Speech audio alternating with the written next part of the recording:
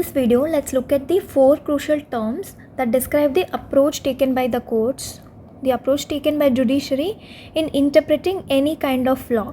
And one thing that we should know here is that none of these 4 terms is explicitly defined in the Constitution. That means these words are not mentioned in the Constitution anywhere. However, there are some articles in the Constitution that indirectly hint these principles. Like for instance, if we look at Article 13, it states that unconstitutional laws can be declared void.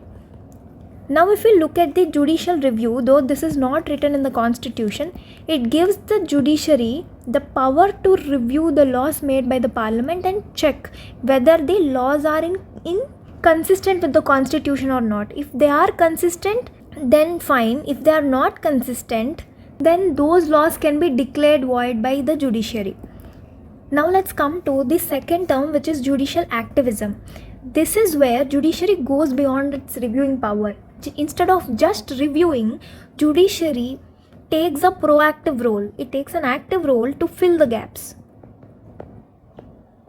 that are existing in the current laws. If we look at Article 21, this is just about right to life and personal liberty. But this right was expanded creatively by judiciary by including other rights such as right to health, right to livelihood, right to pollution-free conditions, right to legal aid. So there are many other such interpretations given by judiciary. So this is what activism of judiciary means. Now the third term, judicial restraint. Here, as the name suggests, judiciary consciously stops itself to uphold the separation of powers in order to ensure proper checks and balances between the 3 branches, legislature, executive and judiciary. Judiciary stops itself to interfere into others' domains. Now if we look at Article 226, this is about High Court's writ jurisdiction, and this is to safeguard the fundamental rights. Also, this Article 226 includes that judiciary can't take the role of government in ensuring the fundamental rights to citizens. So judiciary can't interfere into legislature and executive. Now let's look at the fourth term, which is judicial overreach. Here also, as the name says, judiciary crosses its limits and steps into the domains of legislature and executive. So where does this power come from to judiciary? Now if we look at Article 142, it says that Supreme Court can pass any decree, it can pass any order to ensure complete justice to citizens. So if Supreme Court passes such an order, then that might be considered as judicial overreach by some sections. And one thing that we should know here is that the definitions and the differences between them are very much subjective. They are dependent on the case, they are dependent on the context of the case, they are dependent on the perspectives, they are dependent on the ideology. So all these things differ the definitions. That is why some people see the activistic power of judiciary as judicial overreach, and some might see judicial review as judicial activism. So for instance, if we look at in 2015, if we look at the example, Supreme Court struck down the National Judicial Appointments Commission because Supreme Court saw this commission as threat to judicial independence. So it struck down this law.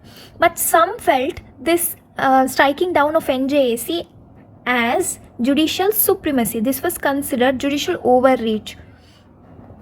And if we look at another instance, Supreme Court banned firecrackers on Diwali. And these laws, these environment laws, have to be generally framed by the Parliament. And if judiciary does that, then that is considered as judicial overreach.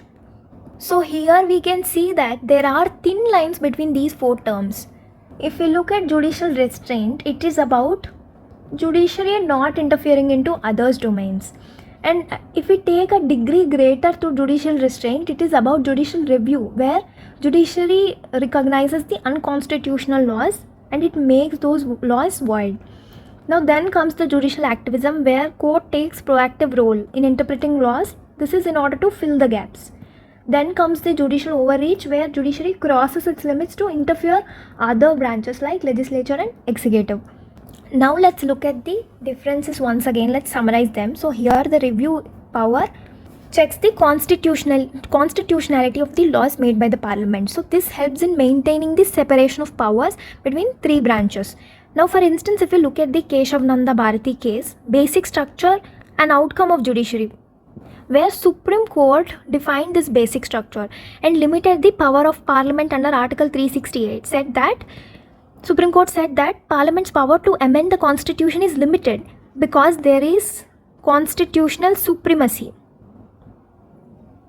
and the Parliament cannot violate the basic structure. This is what was given in Keshav Nanda's Bharati case.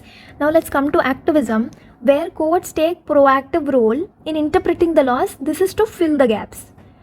Now if this is done, this kind of blurs the lines between legislature, executive and judiciary. We saw this Article 21 right to life example previously. So that is one example, and the second is public interest litigation, where this acted as a powerful tool to ensure judicial activism. So this was introduced, this was developed in order to ensure complete justice to the citizens. Then comes the restraint, where judiciary refrains to interfere into others' domains unless there is any violation. So this reinforces the separation of powers. It respects the checks and balances between legislature, executive and judiciary. And this is what judicial restraint is, what is expected from judiciary, especially in the policy and legislations. And if we take an example of judiciary where it exhibited restraint, if we take SR Bommai case, judiciary only checked the constitutionality of Article 356 and did not bother about the political implications that might come up. Then the fourth is overreach, where judiciary crosses its limits, interferes into others' domains.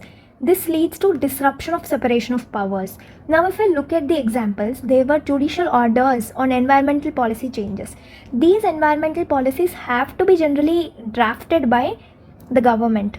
But if judiciary does that, then that is considered as judicial overreach. Similarly, there is another example where judiciary talked about singing national anthem in theatres before the film starts. So this is something that comes under the jurisdiction of government, legislature and executive, parliament and all of that. But if judiciary does that, then that is also considered judicial overreach. But how an act of judiciary is considered is dependent on the context of the case or context of the pronouncement given by the judiciary. So this is very subjective. So this marks the end to this video. We saw the differences between four terms, then the subjective nature of the definitions of them.